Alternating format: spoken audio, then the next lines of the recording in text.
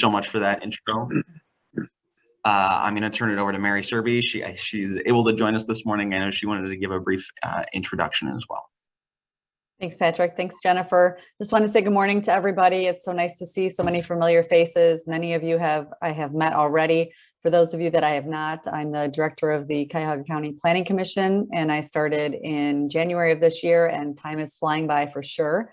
And I just thank you all for your time and effort in this project. It has been a lot of pulling together data and information, and you have been wonderful and responsive in getting this together. So I just want to thank all of you for that. But I also want to take a moment to just introduce our planning team, our dynamic team here, who has been working very hard to get us where we are at this point. And Patrick Hewitt is leading this project. He's the planning manager of strategy and development. We have Dan Meany, who is our manager of information and research. So he's doing a lot of that GIS mapping. We've got Rachel Novak here, who is a senior planner with our team. Kevin Leeson, who is a planner. I don't know if everybody's on the call today, but just want you to hear these names who have been behind the scenes working very hard. Robin Watkins is also a GIS specialist, has been helping with the mapping of the data that's been collected. And Laura Mendez Ortiz is our planning intern. She is an AICP candidate, and she has done a tremendous job of helping with this effort. So just want to thank the team and, thank all of you at the same time. So just a, precursor to the work that's been done and the work that we do at the Planning Commission.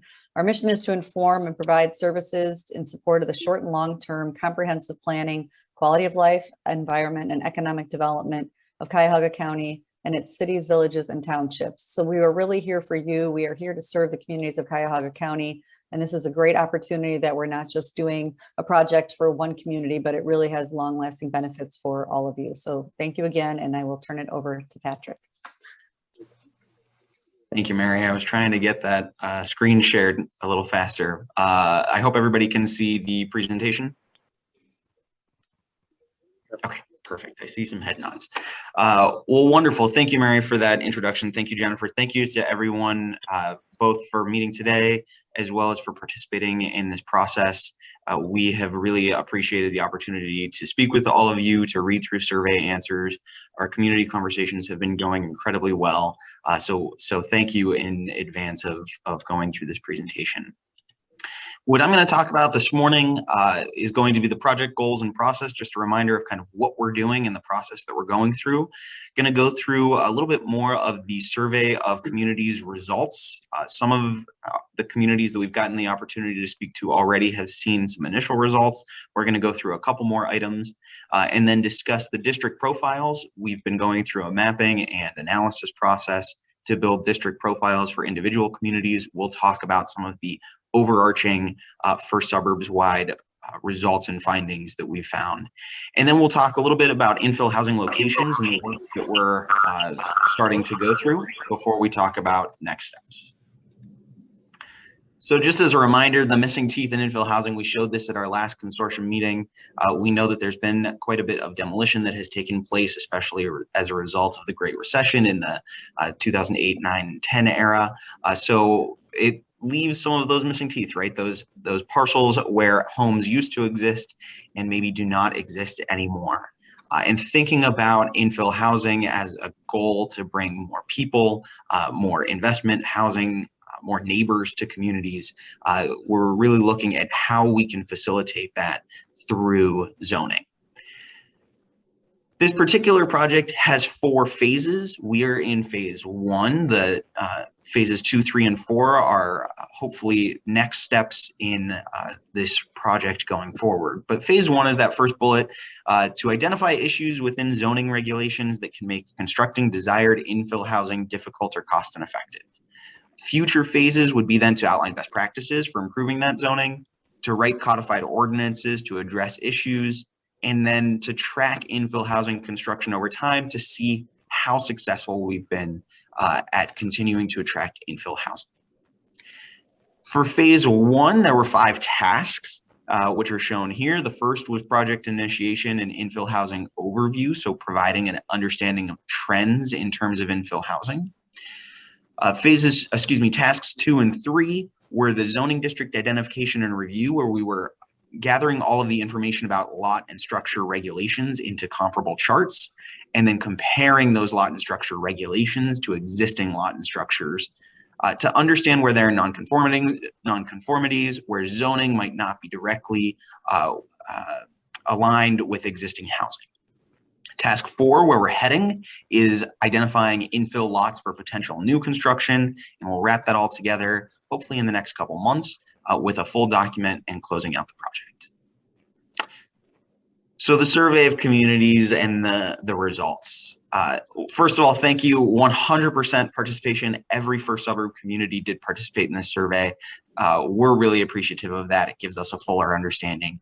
We know that it wasn't a short survey, so thank you for everybody who took the time to go through it and provided very thoughtful answers.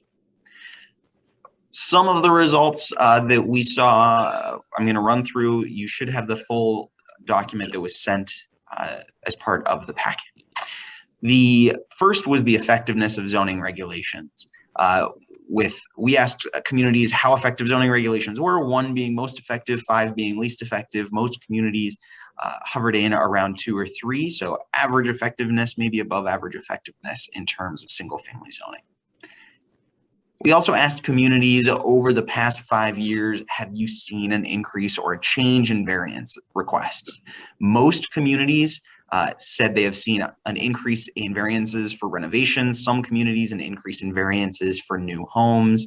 Few places said they've seen a decrease. A number of communities mentioned that it's been relatively steady, or maybe they haven't seen new infill housing, so they haven't seen a change in variances. This was particularly helpful for us, regulatory challenges for infill single family housing. So what are the biggest issues that communities are seeing? On the left, the biggest issues that folks discussed were primary structure setbacks, so front, rear, and side setbacks of the main building, the main home. About half of communities identified that as an issue. This was followed by minimum lot sizes and the setbacks for accessory structures. The remaining issues, maximum lot coverages and approval processes, were up there, design requirements and heights less so. And about 5 communities said none or other, so they might have identified a specific other regulation. A number of communities, like I said, haven't seen much infill new housing, so didn't have particular regulatory challenges that they identified.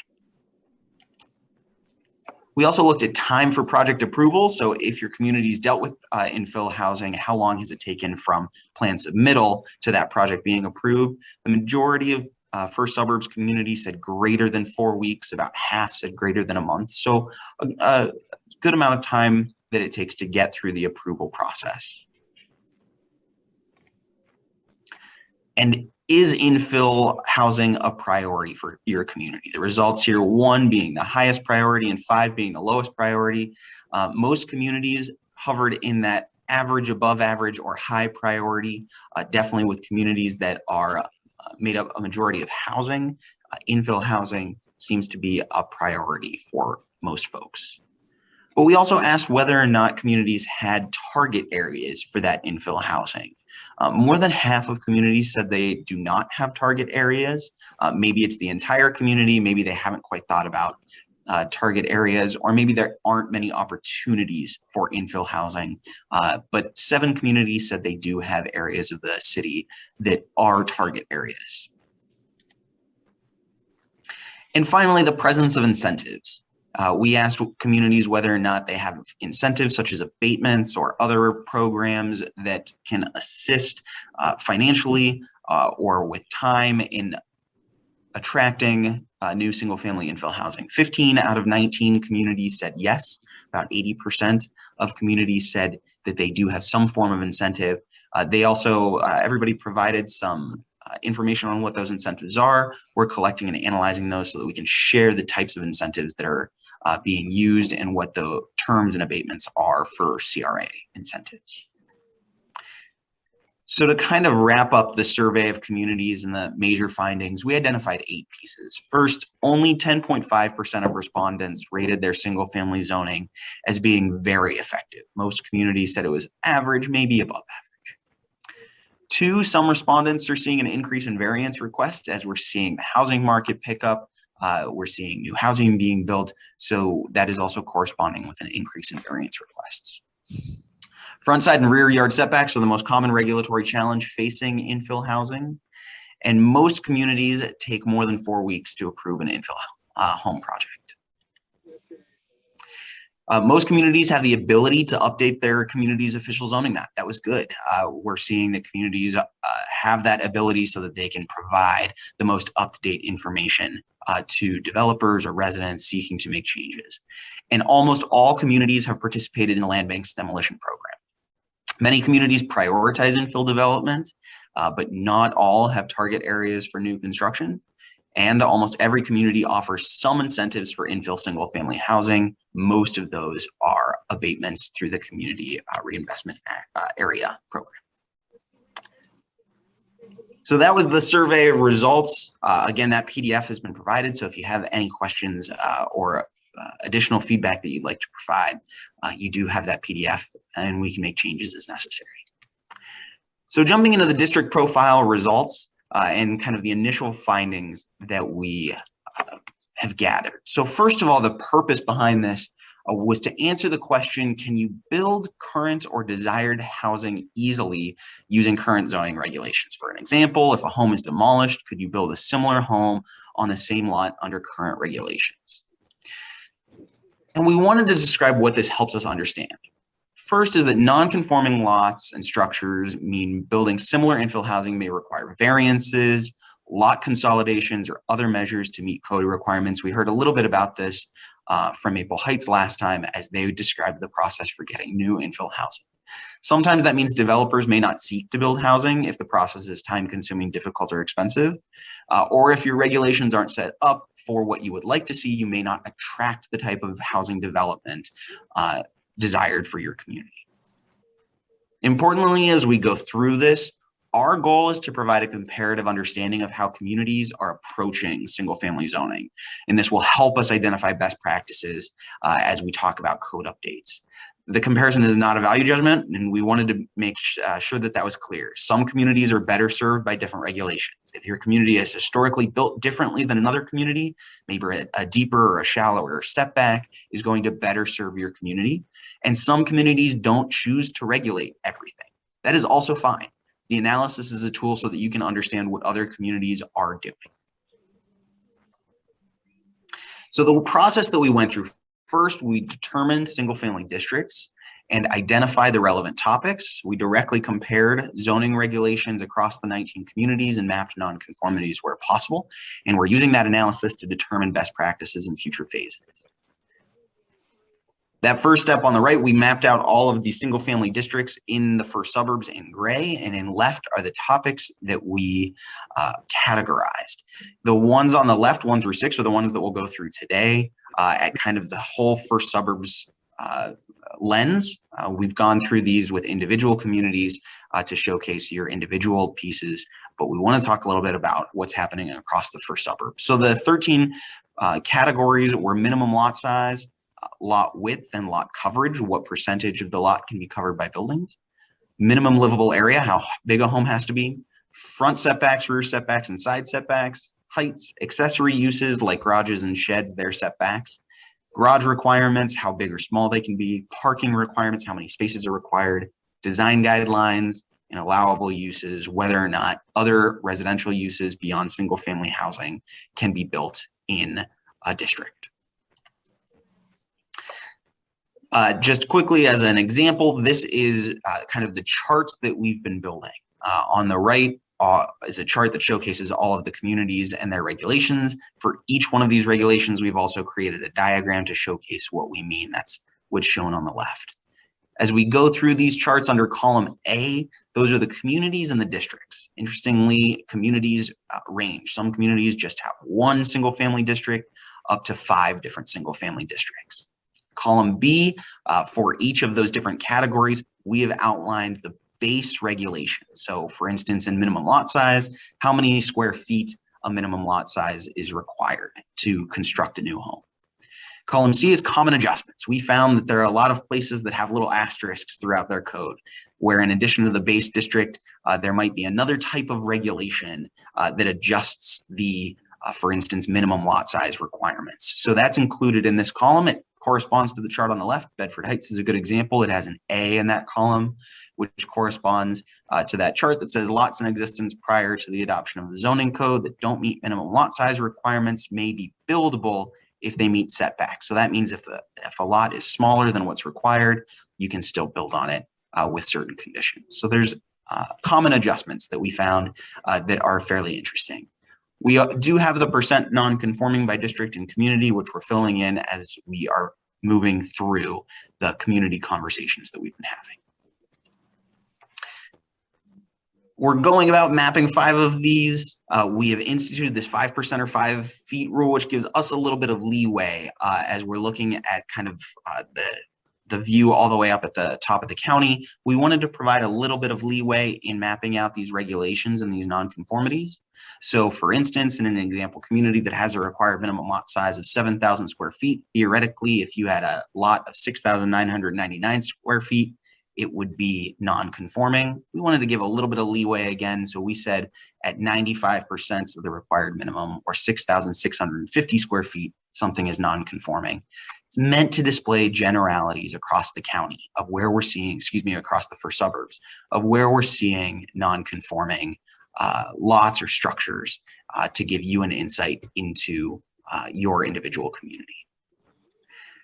So we've been moving towards mapping. This is one of the maps as a quick example of how we're structuring this. So the map on the right showcases minimum lot size. The areas in yellow are lots that are conforming according to the regulations of that community. Those in greens and blues are lots that are non-conforming. Darker blues are lots that are particularly non-conforming to the regulations. In pink are in pink outline are communities that have that potentially conforming asterisk that I described, that showcases communities that say minimum lot size can be smaller if they existed prior to zoning. We also have 3 grays in here, which you'll see throughout some of the maps. The first is no data. So for instance, in maps where we calculated, say, minimum livable area that was calculated based on building size, for lots that don't have a building on them, they're not going to have a minimum building size, so we don't have data for that. The middle gray is cannot be mapped. Some communities, we mapped out their zoning districts. Some communities have area or height districts where the regulation varies within the district, so we weren't able to map that because of that. And some communities don't regulate certain pieces that other communities do. So that's the darkest gray where it's not regulated. So that's an example. We'll go through those first 6 in a little bit more depth. So here's minimum lot size as our first example. Again, minimum lot size, that chart, that diagram on the left showcases minimum lot size is the amount of space required for a lot to be buildable for a new single family home. On the right, we've got the communities and districts. Most communities regulate, actually all communities regulate minimum lot size, and fairly simply with a square footage requirement with a few common adjustments. As we looked across this, the distribution of minimum lot sizes, the smallest minimum lot size required was 2,400 square feet. The largest was 20,000 square feet, but you can see those blue dots showcase the distribution of minimum lot sizes through all of the districts of the 4 suburbs. The median was 8,000 square feet. The most interesting common adjustment was the one that I mentioned previously. Some communities that have a number of smaller lots have an adjustment that says lots in existence prior to the adoption of the zoning code that don't meet those minimum lot sizes might be buildable if they meet other requirements. In the example, we've got some example text of actual codes. This one, in any district where dwellings are permitted, a 1-family detached dwelling may be erected on any lot of official record at the effective time of this zoning code, irrespective of its area or width, provided the applicable yard and other open space requirements are complied with as nearly as possible.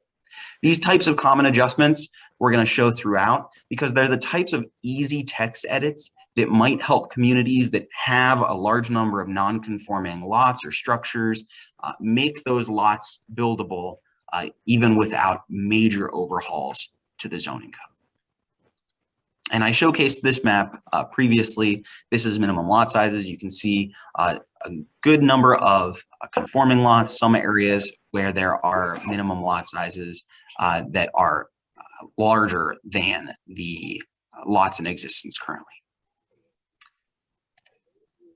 The next one we'll look at is minimum lot width. So again, that width of a lot.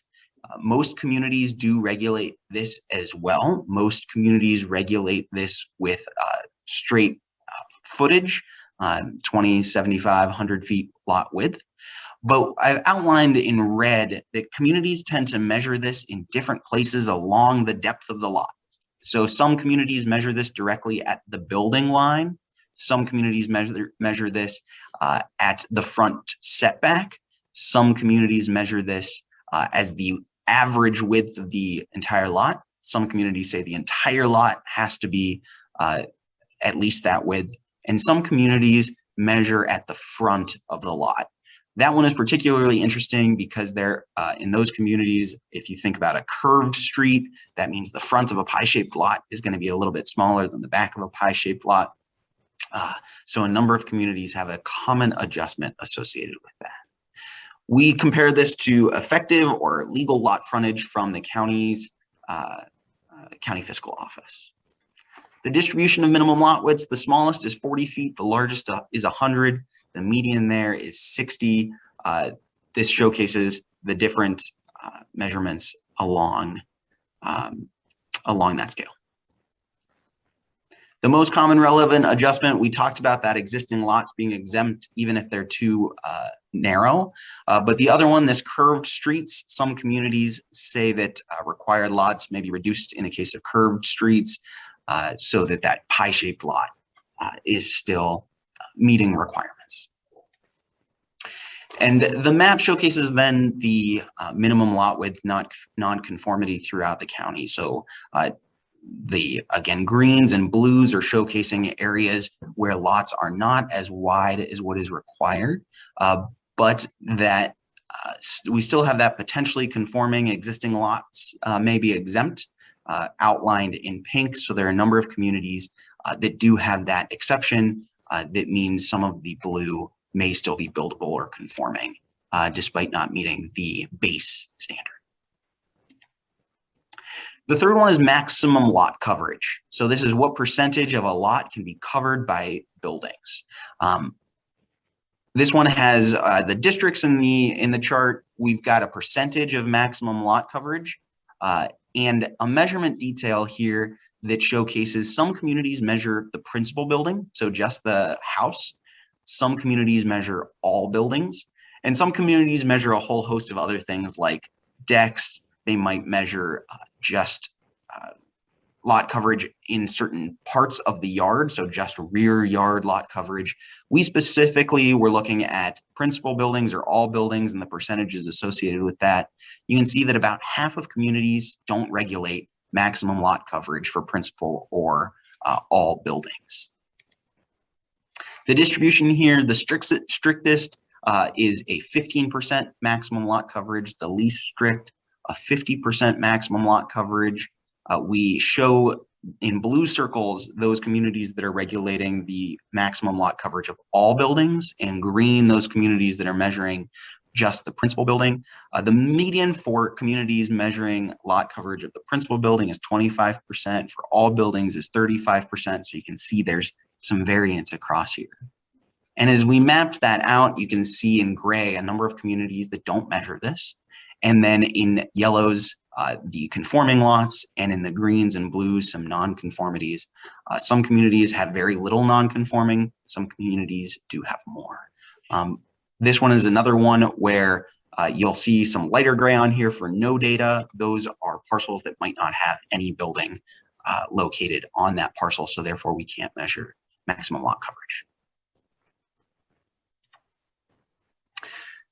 The next one is minimum living area. So this is the amount of space dedicated to living in a home. Some communities do not regulate how big a home has to be, how much living space a home has to have through their zoning. Most communities do measure at least a base minimum through their building code. We're looking specifically at additions in the zoning code. This particular chart gets a little funky. And one of the things that we've learned as we've gone through this is the wide array of ways that communities are regulating similar things. So you can see at the top of this chart, we've got minimum living area in square feet for all homes, one-story homes or two-story homes. Some communities also measure minimum first floor area for 1.5 or 2-story homes.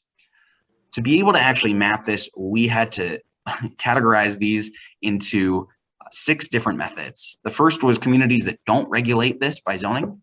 The second, or B, is minimum living area for all homes. Some communities just say any home has to be a certain size.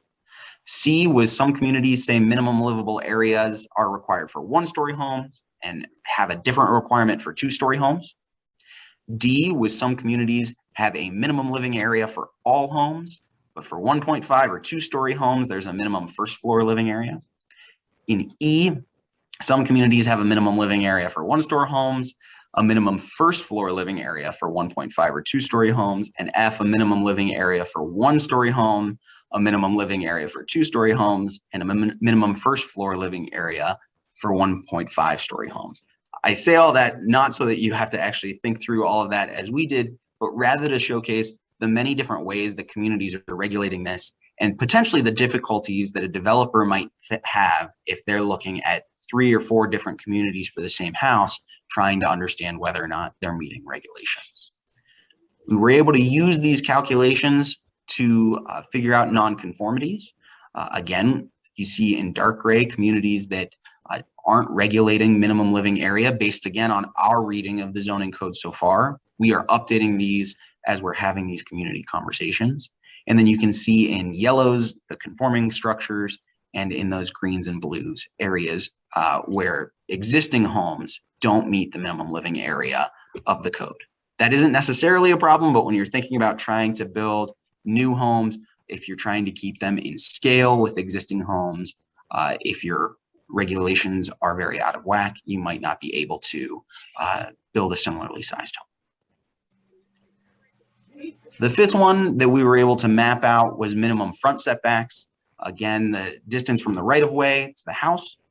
And you can see in the chart there, most communities measure this with minimum front setback in feet. Some communities have a different way of measuring minimum front setback, whether they have a front setback map. This was the most common, or some communities have front setbacks measured as a % of lot depth. So if your if your lot is 100 feet deep and you have a 30% front setback, your front setback would be 30 feet. The distribution of minimum front setbacks that are measured in feet range from 25 feet at the smallest to 75 feet at the largest. The median is 35 feet. Most communities were around there. You can see there are a couple of communities that have 40, 50, 60 feet as well. This one was very interesting because it had quite a few common adjustments that can be really helpful. The first common adjustment talked about projections. Some communities allow things like a bay window, stairs, or a front porch to reach out into the front yard.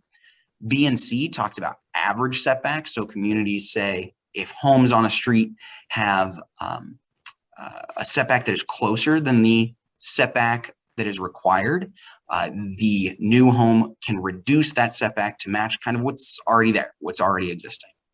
And some communities talked about corner lots and reduced side setbacks for corner lots.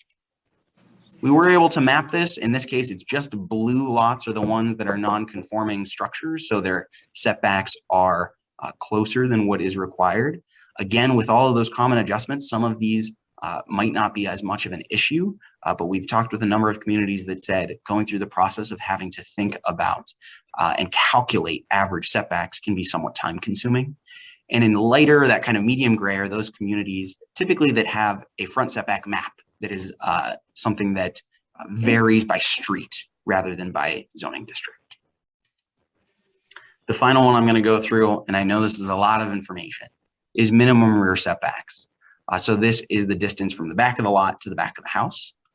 Most communities measure this straight up in feet. Some communities talk about percent of lot depth, so a 20% setback compared to the depth of the lot.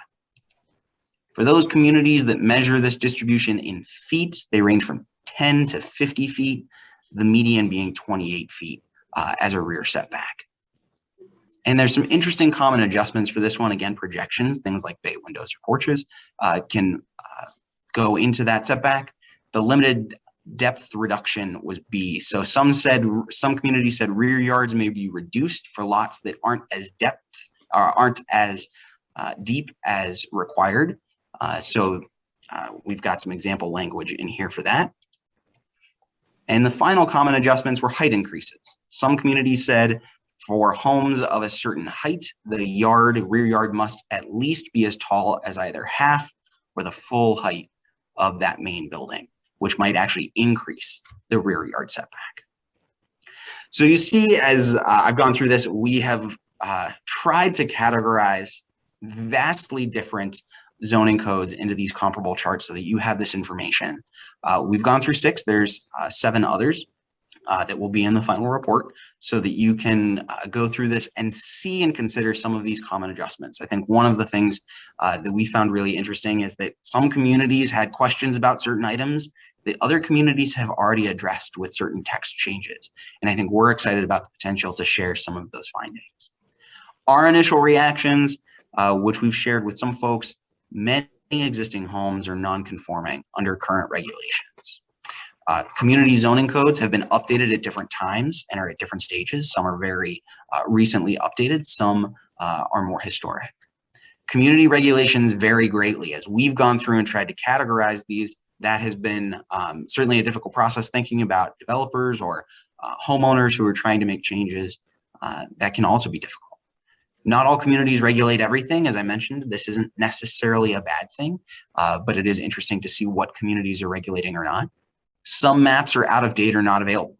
Sometimes maps are just printed versions that are only available in City Hall. Sometimes they have not been updated. Some simple adjustments may speed the infill process for some communities, and some communities, maybe those ones that saw more demolition in the housing crisis, have more infill opportunity than others. Throughout the community conversations we've had, about between 10 and 12, I think at this point, we've had some really interesting reactions and issues and ideas that have come up that we wanted to share. The first was about density. Some communities are trying to think about increasing density. So as we think about single family housing, strictly, some communities are saying they might want to be thinking about townhouses as another example of types of housing that they might like to see as infill. Some communities are also saying that infill housing does not always match community character. In communities that maybe have a lot of bungalows that have a single lot, maybe they're seeing 2-story homes being built that are really out of scale with what's existing. Some communities discussed affordability and access and wanting to make sure that zoning is not perpetuating systemic racism, thinking about affordability and making sure that zoning isn't requiring very large or complex housing that might stop homes that are more affordable from being built. Some communities are having issues with specific housing types. So 2-family or multifamily structures that are in single-family districts. Those non-conforming structures can have difficulty, for instance, getting insurance. Bungalows have been an issue that people have described, as well as addressing a desire for accessory dwelling units or tiny homes. In terms of lack of opportunities, some communities are currently rewriting their codes. Some communities don't have many or any infill lots, and therefore don't necessarily see opportunity to build new infill housing. And we also heard ideas. What are things that people have suggested? Some communities have suggested developing uniform district names across the 4 suburbs, or a model single-family district or overlay district. And some communities have talked about considering a form-based code that would just talk more about the form of new single-family houses rather than the use within it. Communities also talked about best practices. They wanted to know some of the best common adjustments and see that actual text language so that they could incorporate it, and directly comparing tax abatements and incentive programs to understand how communities are attracting infill housing. Also, some communities have gone for RFPs and are interested in potentially a model RFP for attracting developers to sites. Other comments talked about providing an online version of these maps and mapping housing by age, lot size, and lot width so that communities could think through this as well. I know I've been talking for quite a bit. I'm going to go through a couple more slides and then I will pause at the end. So infill housing locations is our next step. We're trying to build an accurate map of infill housing. We are mapping that presently. We have added parcels that have seen demolition, as well as parcels with $0 building values. And we're removing listed with parcels that we've can tell are in use based on a visual or an aerial view, and abnormal vacant parcels like large, unbuilt, or heavily forested sites. We wouldn't consider those infill housing. We do have a map. You can see in blue are the ones that we've identified as infill lots. Red are ones that were identified as part of that analysis, but that we aren't considering vacant infill lots. We'll be sharing these maps with you and would appreciate any feedback on infill lots. Our next steps in this process, we have been finishing those first 3 tasks. So we're completing those community conversations and updating our information based on them. And we are drafting the document that will be including all of those charts and maps. We're working on the final 2 tasks to identify those vacant lots for infill opportunities. We'll compile that all into a full document that we'll provide. We're hoping that we'll see some future phases, those 2, 3, and 4 that we talked about earlier, so we can outline best practices and help communities update codified ordinances as communities are interested in tracking that infill over time. And we just wanted to leave with this image of an infill house in Maple Heights. I think as we've gone through all of the data, it was helpful at our last meeting to be reminded that infill housing is an opportunity for things like population growth, reinvestment, building community. So as we're thinking about all of these regulations, we're trying to keep in the back of our mind that infill housing is really an opportunity for reinvestment in communities, and we're excited about that opportunity. On behalf of the whole team, thank you. Happy to answer any questions, and of course afterward you can email as well if there's anything that you think of later on. Thank you, Jennifer. I know I just talked for a lot, so I'm sure there may be questions. Happy to answer any. Open it up to discussion. Folks, let me know if you have questions. Patrick, maybe we need to go back to just the regular view. Yep, I will stop sharing. Okay, thank you.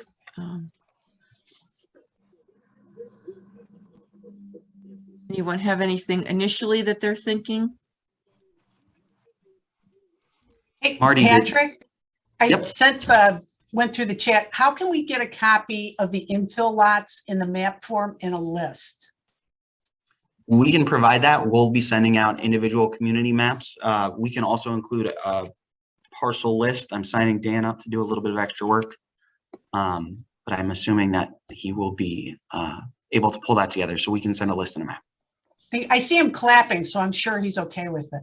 Okay, my screen kind of froze. Okay, he's smiling. I see it now. Good, perfect. Thanks, Dan. Thank you. Any other thoughts, questions, concerns?